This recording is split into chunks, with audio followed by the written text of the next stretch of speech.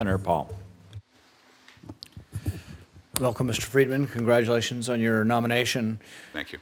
I think sometimes there's a presumption that America knows best, is in charge of everything, and that we're going to tell everybody the way things are going to be. And I think it sort of ignores the sovereignty of other nations and the opinions of other nations, frankly, particularly in the peace process, that we've decided what the peace process is since 1947, and it doesn't look like there's peace yet, so maybe there ought to be some other thoughts.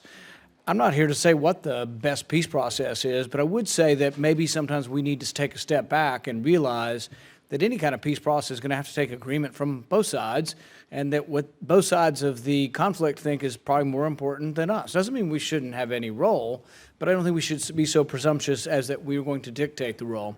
The same would apply somewhat to settlements. So we can all have our own opinion, and I know you have your opinion on settlements. But it's also not our country, and we don't live there, and it's not saying it's not a problem. I'm just saying that I'm not so sure the United States should dictate this. That being said, I think that we ought to be aware of the ramifications of policy, and we can voice our opinions on these. And I think yours have been very strong that, in favor of settlement. My question is that, and this has come up recently with the press conference, President Trump has actually sort of voiced, some hesitancy to the 5,400 new units in the West Bank.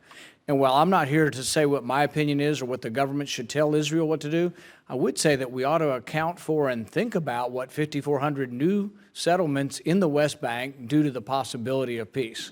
Are you open to thinking about what the ramifications are and that there's another side to the settlement issue other than just saying, hey, we should build everywhere all the time? Yes, I am.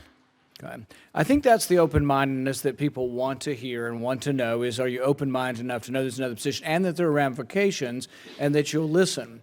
I think sometimes, particularly in our country, we think everybody thinks alike in Israel. We have no idea what goes on. If anything, they have more diversity of opinion and thought than we do on issues of Israel, I would say. And we need to understand that. And your job as ambassador is to understand, that maybe a third of the population of Israel, maybe 40%, I don't know the number, but a significant number don't want new settlements in the West Bank either. But I think your job will be to report that to the president and to let him know the different viewpoints within Israel.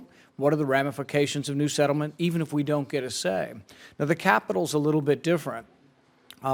Israel gets to decide the capital of their country, but as you and I discussed, I think, we've talked about moving into Jerusalem. No one else has an embassy there, right? Correct. There will be ramifications if we move it. What I want to know is, are you a thoughtful individual? Will you think about the ramifications? Will we think to ourselves long and hard that if we do move our embassy there and 1,000 Israeli soldiers die because of it, or somehow Americans are caught up in it, that will it have been something that was worth our while if we do it for the symbolism of it, if people die because of it? And will you think through the ramifications of that and advise the president that there's more than one side to the issue? Yes, Senator. The decision obviously will be made by the president, and I'm confident he will, and I would support him considering all of the political, security, and other ramifications associated. I don't put myself out as an expert or someone who has an answer to the Middle East piece. I wish I did. But having traveled there once, I have an opinion like everyone else. And my opinion basically is it is elusive, and I think I'm fairly justified in that. But I would say that I came back from Israel thinking that our best hope is incremental change.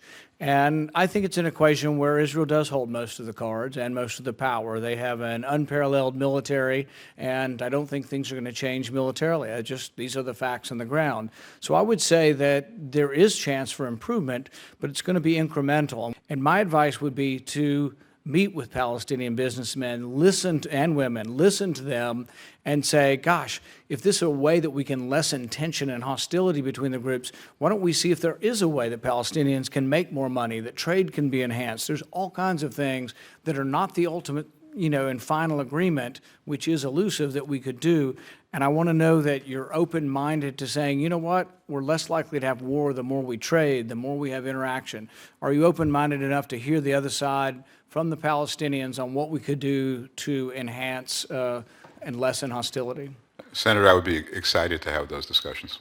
Okay. And I think some of that could be done here. I don't know, there is some of that here. between the different parties. Some of that can be done over there. But I think it's important that you project to them that you are open-minded on these things, because you have had, and I have strong opinions too. So, I mean, the thing is, having strong opinions isn't always a fault. But I would say that you have to show people that you're open-minded enough to be a diplomat, which means hearing from, talking to both parties, and understanding the complexity and the ramifications of every little policy that happens over there. I will, Senator. Thank you. Thank you. Thank you, sir.